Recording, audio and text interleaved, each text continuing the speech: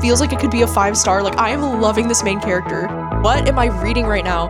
Hey, how's it going? My name is Gabby. Welcome back to my channel, and welcome to another reading vlog. And this reading vlog is going to include a little bit of everything. I actually just kind of gave myself permission to do some mood reading in the last week of May, because the last week of May ended up being a really busy week in my life, and I have so many books that are just sitting on my TBR waiting for me to read them. And so in this video, I'm going to be reading 5 different books. One of the books I get around to is this new book called Boring Asian Female. This is one that got put on my radar because I've heard it being described as one of those like weird girl books, perfect for fans of books like Big Swiss or A Good Person. I'm also going to be reading one of the new horror books that's been on my radar recently, this one called Honey. This is one that I've been excited to check out because it's a horror book that's about this woman who's a professor, and one day she accidentally kills this guy, and it kind of turns into like a female serial killer type of story. And then speaking of horror, I'm also going to be reading this nonfiction book called Monsters in the Archives, My Year of Fear with Stephen King. This author does a deep dive on 5 of Stephen King's novels, and we kind of get to hear about like the writing process and get to see like notes that he exchanged with his editor. And because I'm someone who not only like loves writing and I love to hear about the writing process, but I also am a really big fan of Stephen King,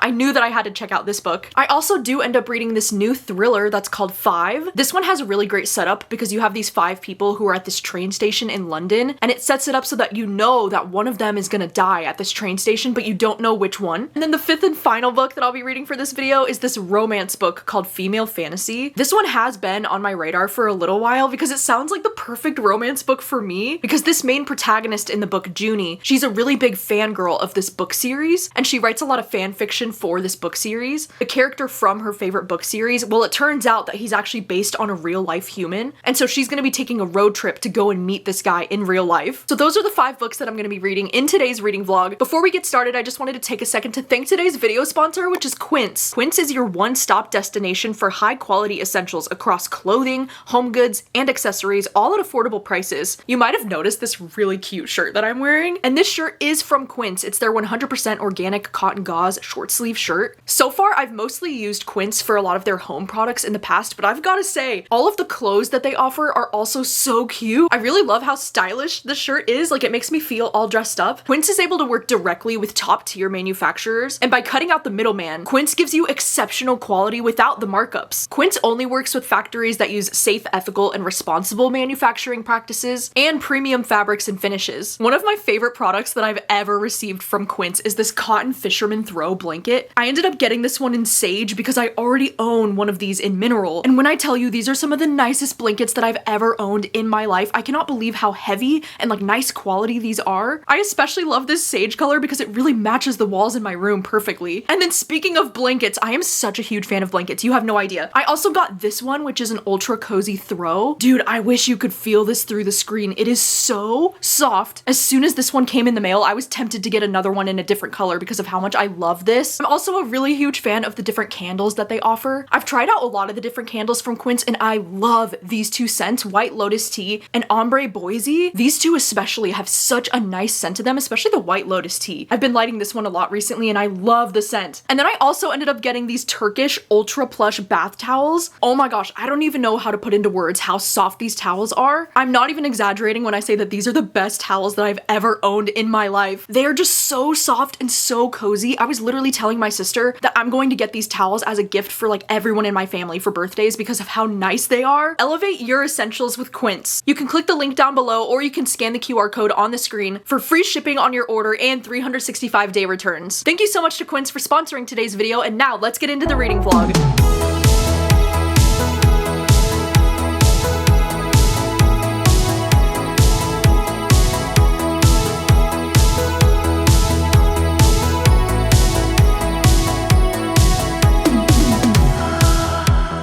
Okay, hello, good afternoon. I wanted to check in with the first update for this vlog because yesterday I started reading Boring Asian Female. I actually had a really nice afternoon yesterday because I started reading it while I was at the gym, and yesterday when I got home, my dad made dinner and he made these lumpias that were so good. We haven't had lumpias in a while, so those were really nice, and we also had some fried rice with it. I also got started on season 15 of Supernatural with my mom. We watched the first 2 episodes, so I am getting so close to being done with Supernatural, and so far season 15 is off to a really rough start. If you were wondering, boring. I'm not liking this season so far, but because it's the last season, it's really hurting my heart anyway. But anyway, I started listening to Boring Asian Female because I got the audiobook checked out from my library and I'm already 43% of the way in. And because I've been enjoying it so much, I ended up downloading it on my Kindle so that I could annotate in my Kindle while I'm reading it because it's going so well. You know, this is a book that actually shot up on my TBR because I heard a lot of people describing this as like one of those like weird girl books. And so far that recommendation feels spot on because I feel like this character's voice, she reminds me of the characters that I've been really loving lately. Like the book A Good Person is one that comes to mind that it reminds me of, or even like Big Swiss, where you have this like main character who's a little bit like unlikable and kind of like narcissistic, but like, oh my God, reading from their perspective is so entertaining for some reason. And what I'm really liking about this story is that we're obviously following from the perspective of this Asian girl. And at the start of this book, she talks about how she's from this really small town in South Dakota that only has like 23,000 people living there. She's going to college in New York, and she kind of talks about how she only got accepted into this college in New York because they were doing this program where like they wanted a student from like every single state in America, and she was like the only one that was able to get in for South Dakota. She says, I was the only person of color in my grade at school, so everybody knew my name, but few wanted anything to do with me. And she kind of, you know, talks about the fact how she had a very normal upbringing and like a very normal life. And this story is really about this character, you know, like as she's going to college and kind of like her day-to-day life and like what she's doing with her friends. But then it's also about how she's trying to apply to law school and she keeps getting rejected by a lot of her like top picks for college. And she says, look, I was boring and I was a nobody, and for all they knew, I didn't even want to go to law school. I was just another robotic Asian kid who didn't want to study computer science or go to medical school. I was squarely in the Asian female bucket, and that was a damn hard bucket to stand out in. And I feel like this book actually does have a lot of commentary on like how difficult it can be to get into schools when you're at that point in college. I mean, I can't imagine how devastating it would be to like work your entire life to go to like Stanford or Harvard and just have this dream, you know? It reminds me of when I was watching Gilmore Girls, you know, where like Rory has this dream to go to this school. And I can't imagine like working your entire life to go to this school only to end up getting a rejection and like how much that must suck, you know? And she says, was it my fault that my backstory just wasn't very compelling? Should I have wished that my mother was poorer, had still been a waitress rather than an accountant, and that I could milk the struggles of a single mom to show that I overcame a sufficient amount of adversity? But the thing that makes this book kind of lean into that like weird girl book territory is because there's this other girl named Laura, and I believe that she's been described as like half Asian and half white, and she did actually end up getting into law school in the dream school that she wanted to go to. And so this is kind of a story about how she's like starting to become obsessed with this other girl, Laura, and almost kind of about her own mental health like starting to spiral. It's like one of those stories where you're just seeing this character kind of falling apart. And honestly, I'm almost halfway through the book right now at 43%, and like this is going in a direction that I was not expecting. I was like, what am I reading right now? This is becoming unhinged in a way that I wasn't really prepared for, but I'm here for it. Like, I'm really liking the writing in this a lot. The main character can be like so ridiculous at times with her thinking, but you know, like that's kind of the point with a book like this. Her voice is very entertaining in this book, and I'm really liking the style of it. Like, this is definitely my kind of a book, which feels amazing. Anyway, it's about 2 o'clock in the afternoon right now, and I'm gonna go on a quick walk through the neighborhood. It kind of looks like it might rain, so I hope that it doesn't rain on me, but I'm gonna go on a quick walk through the neighborhood. I'm gonna continue listening to this one on audio, and then in about an hour, I do have some reading sprints this afternoon scheduled on my Patreon, so I should be able to finish this book tonight. Keep me honest, hold me still. The quiet pulls me in again. I own the weight of the things that I've done.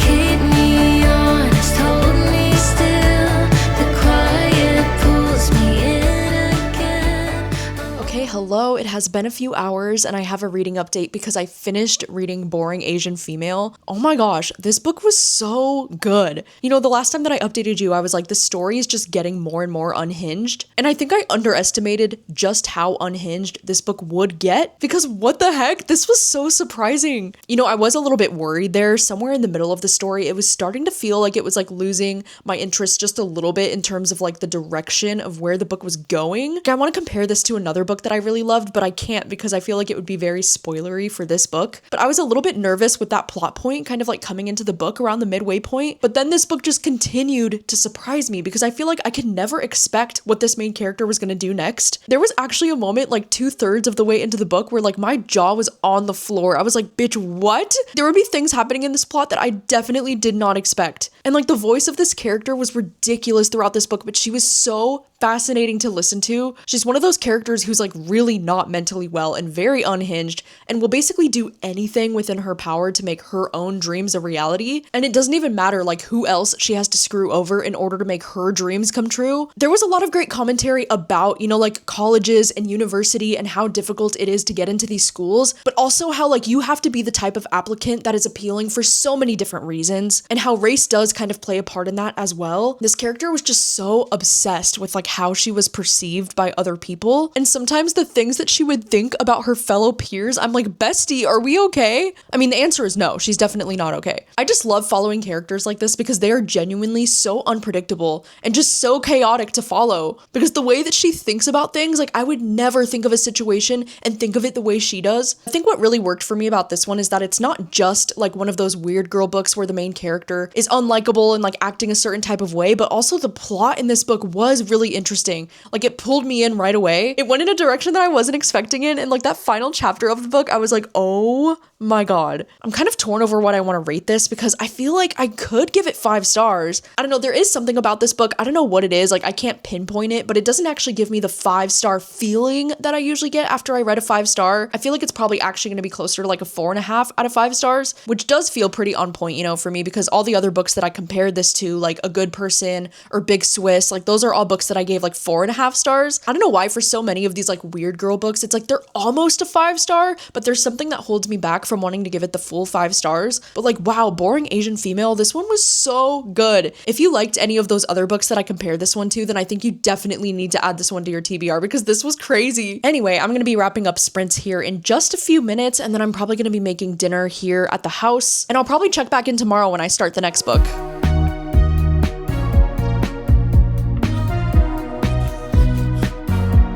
Baby, now we're strangers, just two people in a crowded room.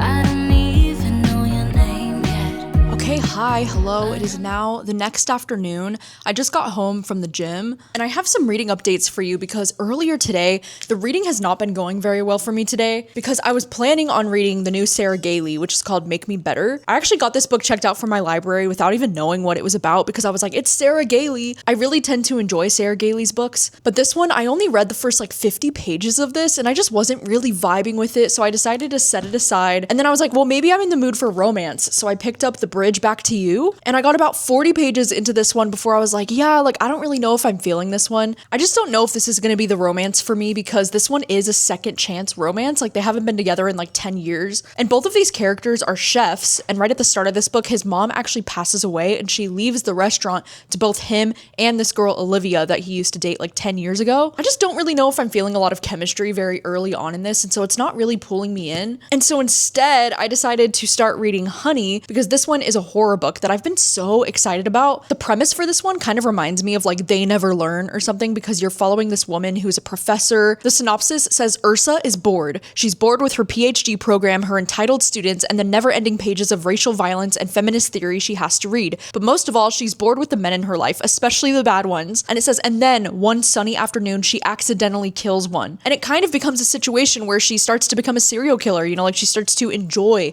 the thrill of killing men that are awful. So premise-wise, it definitely sounds a lot like They Never Learn, which is like one of my favorite thrillers. But I'm 138 pages into this one, and I just hit part 2 of the book, and I'm just having some mixed feelings, I guess, on the way that this book is being written. I mean, one thing that I just really don't care for is that the chapters are so freaking long. And I do think that the book starts off pretty slow paced because it does take a long time before that first kill, like even happens. This book is definitely reading a bit more literary as opposed to horror, which is fine. It's just not exactly what I thought I was going to be getting from this book. I almost feel like this one is getting marketed wrong, at least so far, because like it really doesn't read much like a horror book. It's reading a lot more literary, mainly because of the writing style in this book. I don't really know how to explain this, but it's like the writing style is very like passive. It's like you really have to be paying attention because she'll just be like, oh, and then I killed him and the blood wasn't even that crazy. And then it's just like moving on to the next thing. And it's like any moments of horror are so just like glossed over or just like skipped entirely. I don't really understand how you can market a book book as being like a horror book and then completely omit a lot of the horror moments. And I keep feeling really torn on like how I feel about the writing in general because, you know, at the beginning I was like, oh, this is so interesting because since we are following this character who's a professor, I liked the idea of kind of like getting to see her different discussion topics that she has in the class and kind of like getting to hear what all the different students have to say. Like there was a really interesting conversation at the start of this book where she was reading this paper that a student wrote that said colleges are like too woke and kind of like talking about what that even means. I thought that was a really interesting conversation at the beginning of this. And there are a lot of different conversations about the specific struggles of like being a Black woman in America, but I do feel like some of the conversations are just feeling a little bit heavy-handed. I mean, I understand that this commentary is important and it's needed, and I definitely agree with everything that she's saying, but it just feels like it's a little bit heavy-handed with the social commentary. I mean, like there was this one scene where she's like having sex with this guy and he's like, do you think that it makes you less of a feminist because you like getting called a slut? And then her response to that guy in that moment kind of felt like, welcome to my TED Talk. This is a bit more of an erotic horror novel too than I was expecting it to be, which is not a bad thing. I just think I went into this book expecting something really different, and it's feeling a lot more like a slow burn,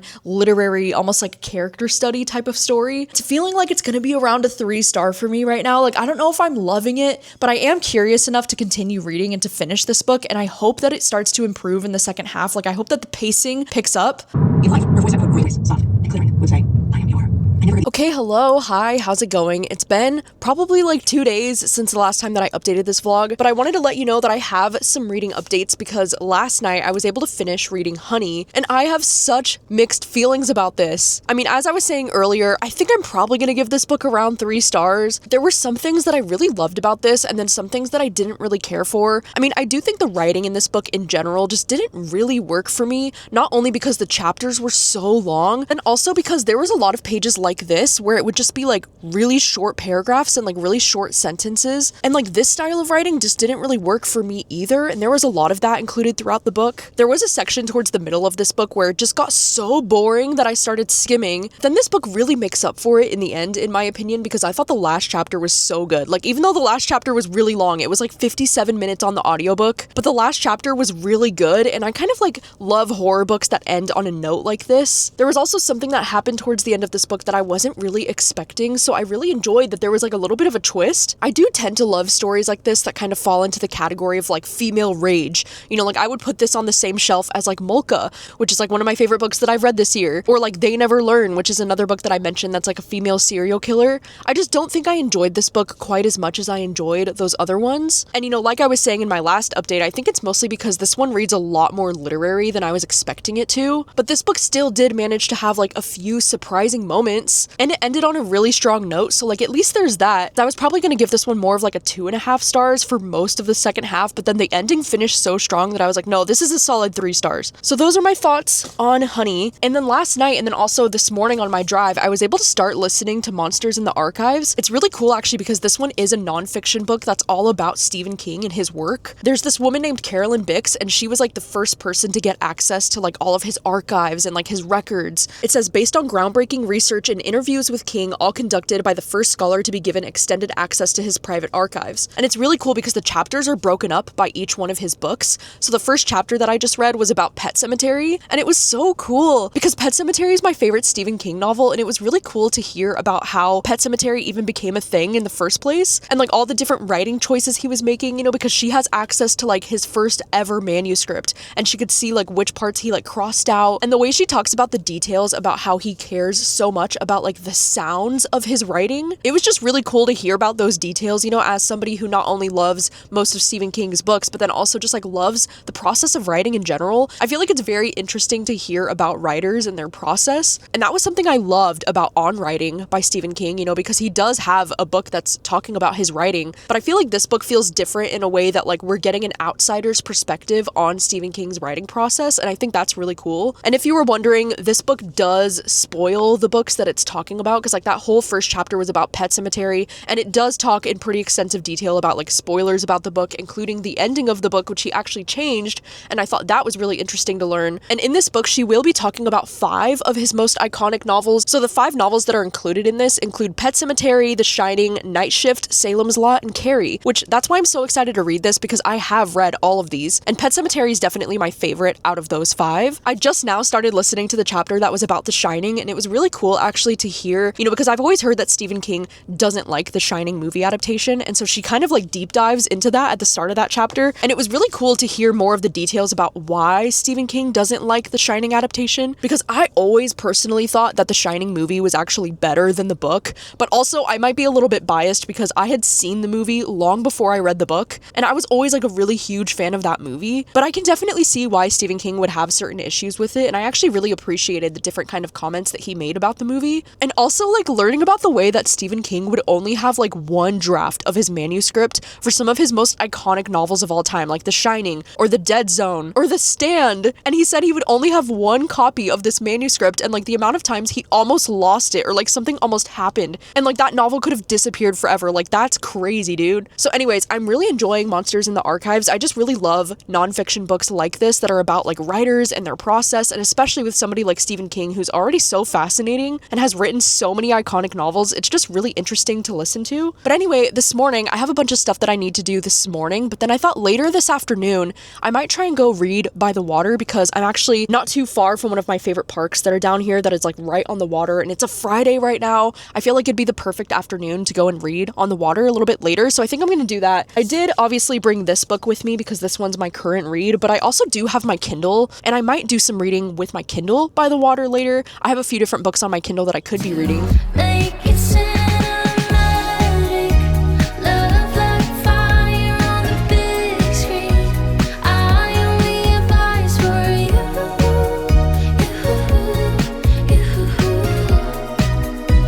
We make it cinematic. Our love's like that, it's such a classic. I only advise for you.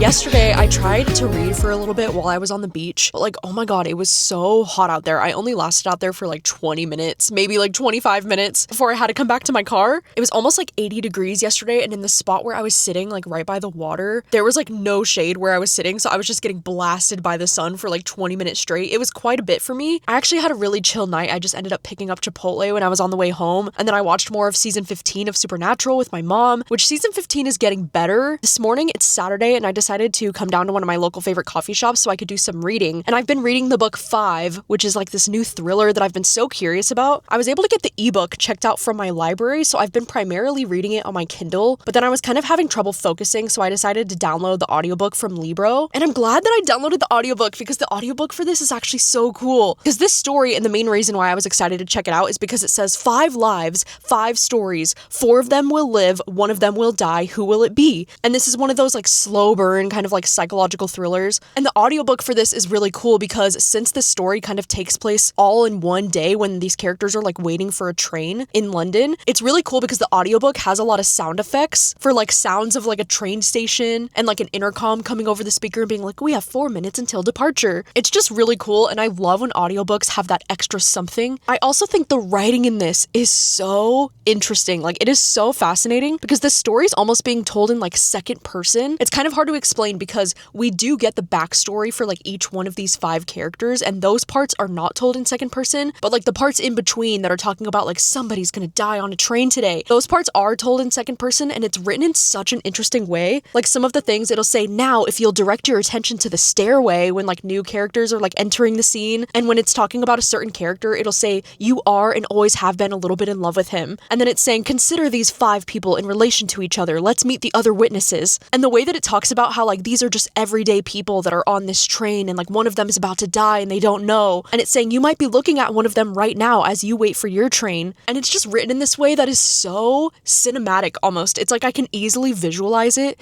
It's almost like it's written like a play or like a movie or something. Like, I don't know how to explain it, but it's so well written and it's so interesting. And what I have been really liking about this book is that in between the chapters about the characters, we do get these weird like second person chapters where it's almost like you're observing them as this this awful thing is about to happen to them, and like they don't know it's about to happen, but it's like you know it's about to happen to them. But then in between those intense chapters, we get these really long chapters, which like, yes, usually I don't care for a long chapter. And like the last one that I just read was such a long chapter, but it was a really, really, really, really good chapter. And I like that we're getting the individual characters and we're kind of like learning more about their backstory and like what they've been doing. And the chapter that I just finished reading was about the elderly woman, this woman, Mrs. Worth. And so far, like seeing her interact with these other characters, like, oh my God, I want to like strangle this woman because she's so judgmental. She's so rude. The way that she thinks about other people is like awful. Like she thinks that she's better than everyone. But then getting her chapter and kind of like getting to see like what's happened in her life and like what happened in her childhood and like the way that she was raised by her father, I was like, oh my God, that section was so well written. And I actually almost got emotional. Like I was not expecting that. It was just so well written. I was annotating so many different moments within that chapter that I thought were like so powerful. One of the quotes that I really loved that was about this woman and her dad and like the way that she was raised, it said, Gerald had no other way to love her and she had no one else in the world to love. And I was like, holy shit, that is so deep. That is so powerful. So I am very impressed with the writing in this. Like the writing is so top notch because not only does it have that amazing like character building, it is quite the slow burn because it's really building up the characters so that we feel invested in all 5 of these characters. At this point, I'm 46% of the way through the book and we still don't know at this point like which character has died, and I feel like it's probably not going to be revealed until the very end. But I actually love that this feels like such a slow burn because it's written so well that I don't mind, and it's definitely keeping me engaged because the characters have such interesting backstories and like I definitely want to learn more about them. So this feels very promising so far. Oh my gosh, like I don't want to jinx it, but this feels like it could be a 5-star thriller book for me, which like, oh my gosh, please, could we please have another 5-star thriller this year? I am in desperate need of it. I don't read thrillers as often as I used to because I feel like so many thrillers are just following the same formulas and I feel like I've just seen everything. Thriller genre is one that I've been struggling with recently because I still love it so much. And so it feels amazing when I find a book like this where I just have such a good feeling about it. Like the writing is so freaking good. And this one does feel so far like it could be a new favorite of mine. I know I hesitate to say that when it comes to thrillers when I'm only halfway through because I feel like so much of my love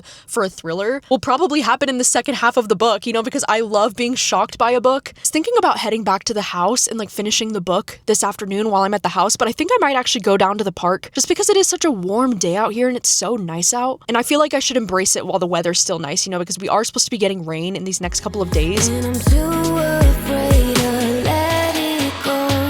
If I could, I would turn back time. If I could, I would take it all back. If I could, I would bring back all the memories, not yours, only in my dreams. Oh, if I could.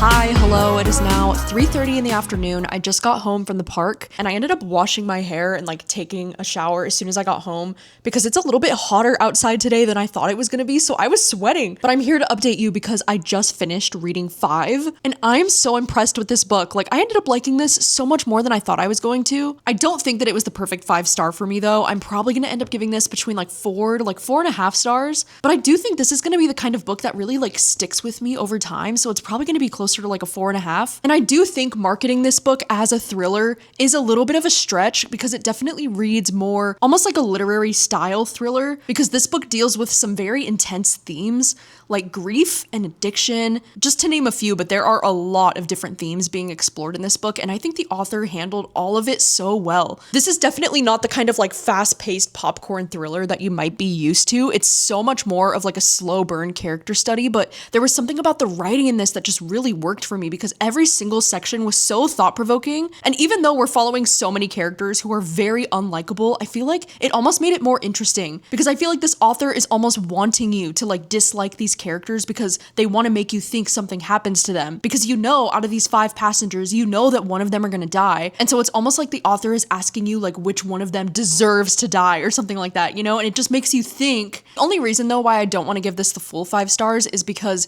there were some chapters that I enjoyed more than the others because like I mentioned mentioned, we do get a chapter for like each one of these 5 characters, and we kind of get to like see their life and like all the things that they've gone through. And there were definitely some characters that I was more invested in learning about than others. And I don't know if this is like an unpopular opinion, but I actually think that the elderly woman, Miss Worth, I actually think she was the most interesting character to read about. Like her section stood out to me so much, and she was like the second chapter, I think, in this book. But then I also really liked Liam's section as well. Like those were the 2 standout characters for me, or like the parts that I found the most riveting and like hard to put down. I also just really loved the creativity in this book with the way that the story would jump back and forth between these people that were on the train, then jumping back into flashbacks about each one of their lives. It's really interesting because I feel like at the start of this book, you make a lot of assumptions about these characters as you're seeing them, you know, like interact together for the first time on the train. I think this is the kind of book that makes you think a lot about like first impressions and how we judge people so quickly without knowing anything about their life story. And this ended up being so deep and like so layered, like way more than I was expecting it to be. So no, even though this wasn't like a crazy twisty thriller in the way that I thought it might be, I'm so glad that I read this because the writing is genuinely so good. If you're the kind of person that prefers a thriller that feels more literary and more like thought-provoking and has better characters that you can really, you know, latch onto, I feel like this one might be for you. There were also some parts of this book that kind of reminded me of The Passengers by John Mars, which is like one of my favorite books of all time. I mean, that one is definitely more of like a fast-paced thriller. So if you were looking for something that was a little bit more fast-paced and you haven't read The Passengers, then I would highly recommend that one because that is a really fun book. But it kind of has a similar premise in the sense that you have these certain amount of characters and you know that somebody dies and you get to kind of like hear each one of their individual stories. Wow, I am very impressed with 5. You know, I went into this book today with some pretty low expectations and I really enjoyed it. And I would highly recommend the audiobook, by the way, because the audiobook was really cool. Like I mentioned, the little sound effects when they're at the train station, like that makes such a huge difference for me. But anyway, it is now a Saturday night. I don't think I have anything crazy planned for tonight. I'm probably just going to be making dinner here at the house and watching more of season 15 of Supernatural with my mom. I know, I'm so predictable, I'm sorry. But tomorrow I'm planning on starting something else, so I will keep you posted.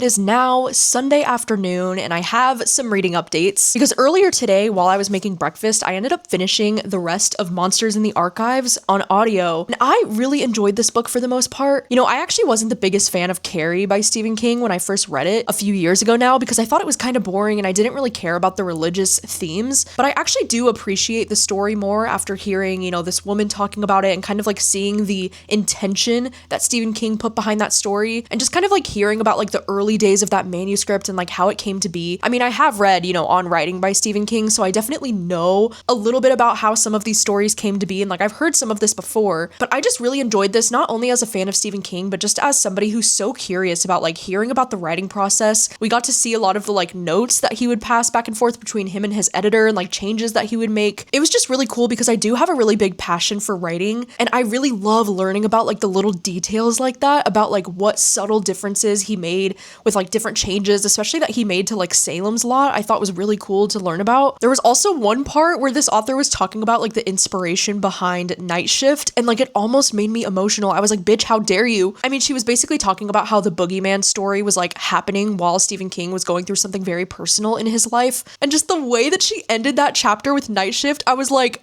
how dare you? That was so beautiful. So I really enjoyed this one for the most part. I'm probably going to give this one around 4 stars. I just think if you're a fan of Stephen King, this is like an absolute must read. It was so fascinating. And then this morning I was trying to figure out like what I wanted to read next because I wasn't sure what I was in the mood for. But I decided to start reading this romance book called Female Fantasy because this is one that I've had my eye on for a while. I know that my friend Kayla over from Books and Lala really loved this one. And it was because of her vlog that I had originally even heard about this book. Like I had never heard anybody mention it before her. And I've been not only listening to this one on audio, but I also ended up downloading it on my Kindle because I'm now 127 pages in. I'm about 35% of the way through the book, and I am loving this so much. Like, I don't want to jinx it, but this feels like it could be a 5-star. Like, I am loving this main character. This kind of romance is exactly the kind of like silly, stupid romance that I am here for. And I think the reason why I'm loving this one so much is because our main protagonist girl, Junie, she is such a big fangirl, which is just something that I really relate to, and I really feel seen by her. So this main girl, Junie, everybody's been telling her that she like lives in this fantasy world because she really immerses herself in this book series that she's so obsessed with. And there's this like romantasy book series that she really, really loves. And the main character is this guy named Reich,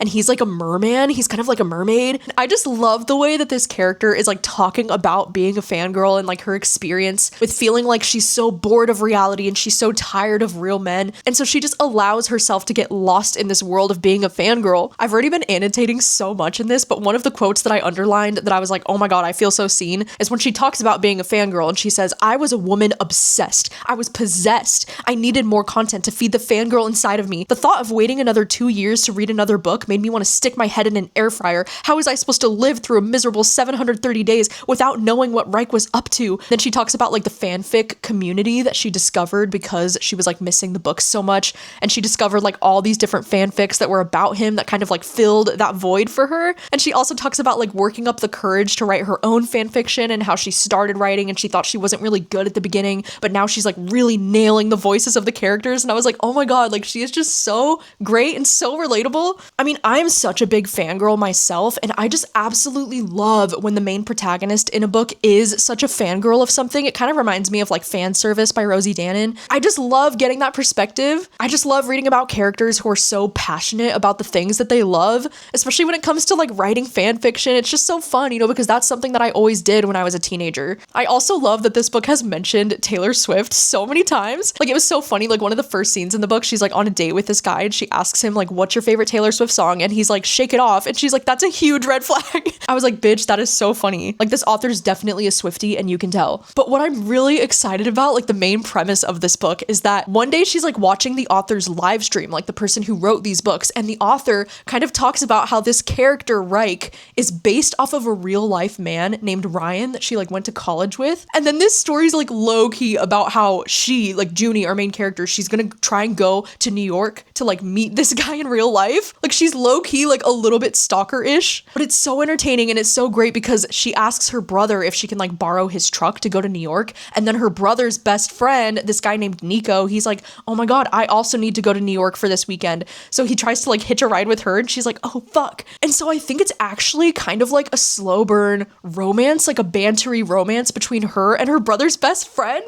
which is a trope that I'm so here for. Like, I live for this shit. And so like they're taking this road trip to New York together and they've already had so many like cute moments on the road. Like, I'm dying over them. Like, they're so cute. I'm like kicking my feet. I've been like underlining all these lines. And you know, because he's her brother's best friend, like he knows her very well and he like really teases her about all the fan fiction that she reads and like how she just like lives in this fantasy world and she's so out of touch. And I just really love and appreciate the way that Junie will like defend herself and be like, I am entitled to feel joy and I'm entitled to read things that make me happy. And the way that she defends romance with her entire chest just has me feeling so seen. There have also been so many like really funny and like comedic moments in the writing. I'm just really loving the writing style in general. Like, it feels very like campy and like silly stupid, but like in the best way. And it's really romantic too. Like, I'm loving the romantic tension between her and this guy Nico. And I also do love the way that the relationship is written with her brother, this guy named Tay. They just have like a really cute brother and sister dynamic that I'm really vibing with. What I also really love about this is that in between the chapters that we're reading about these characters, we also do get snippets from either the book series or maybe it's the actual fan fiction that she's writing. Like, it's kind of unclear to me. I actually do think that we're reading like different scenes from the actual fan fiction that she's writing, which I think is so cool. It almost reminds me of like Fangirl by Rainbow Rowell in that way, where like you're actually reading the scenes about, you know, Simon and Baz. I just love that this romance feels absolutely ridiculous and that this main character Junie is like so funny, but also like low key kind of delusional because she actually wants to travel to New York to go and like find this man that's based off of the character that she loves. Like, I just think that's ridiculous in like the most fun way and I'm having a great time. I actually just started some reading sprints on my Patreon this afternoon, so I'm hoping to be reading this book most of this afternoon. I don't know if I'm gonna finish it today because this one is kind of long. I think it's over 400 pages, but I'm having the time of my life and I'm loving it so much, and I will update you with my final thoughts when I'm done with it. Things fall into place. So if you're down, I'll be down. Pack your bags, fill 'em up. We can go tonight, take a flight. Okay, hi, checking in. in for the final update of this vlog because oh my god, the way that I just loved female fantasy so much. Dude, I loved this book. Like the way that I bought a physical copy of this book off of Pango when I was only like halfway through it because I just knew in my bones, in my DNA that this was going to be 5 stars. And it was. I mean, it wasn't the perfect book. Like there were definitely some things that I was like, eh. I mean, like for example, I didn't end up loving the story within a story thing that was happening. Like I was starting to skim those parts. It's kind of like in Fangirl, you know, when she writes the story of like Simon and Baz, I just start to get bored with like the story that's happening within the story. So like, no, I didn't love those parts. And I actually was skimming those parts towards the end, but like the main story that was happening between this couple, oh my god, they were so cute. I was talking about this on my Patreon reading sprints this afternoon, but like I usually don't really like nicknames in romance books. Like I actually talk about this all the time, probably an annoying amount, how I really don't like nicknames and how sometimes they come across so like, ugh. But oh my god, dude, the nickname in this book absolutely took me out. It was so cute because this guy Nico, he ends up calling her boss and it's not overdone either. Like he only throws it in every once in a while, but like tell me why I love that so much. Like that is a god tier nickname. I don't know why I never thought of that myself, but it only works if it's like the guy calling the girl boss, because if it's the girl calling the guy boss, then like that's icky. Like no, I don't want that. And I think it would work in a queer relationship as well. If one called the other boss, like I'm here for that. That is so cute. So I was like losing my mind over that nickname because I thought it was adorable. I don't know why, there was something about this book that kind of reminded me of like the feeling that I had while I was reading Lights Out, which sounds kind of weird to compare this to because this book is nowhere near as dark of a premise as Lights Out. But because the plot is kind of like similar in some ways and it's kind of like ridiculous, like the plot is kind of ridiculous, over the top, and kind of like unpredictable, it just reminded me of that same fun feeling that I had while I was reading Lights Out. And the protagonist in this book definitely reminded me of the character from Fan Service, just in the way that she talks about being a fan in general. Like there were so many great scenes where she was like, oh my god, like I wish I had access to my fan fiction community right now because we would be able to solve this no problem. And just the way that she talked about like being a fan and what that's like and the way it's so like all consuming, I just really related to this character a lot in this book. But when I tell you that the romance was so good, oh my god, I mean, it's rare, okay? It is so rare for me to feel this giddy over a straight couple.